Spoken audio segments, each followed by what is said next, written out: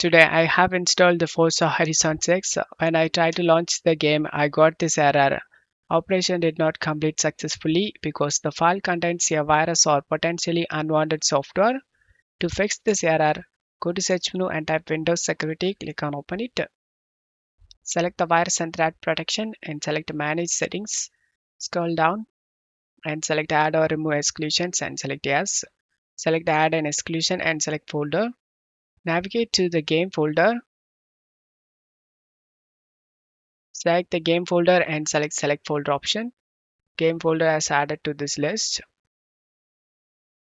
Once you've done this, go back to virus and threat protection and select protection history. Select the threat found, select yes option. And as you can see, the game related file is in here. Select action and select the allow on device option and select yes. Do the same thing for any other game related file. Once you've done this, close stuff here and now you can launch the game.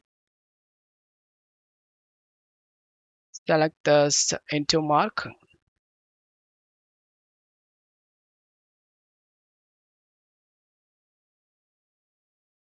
And as you can see, the game opens up without having any problem.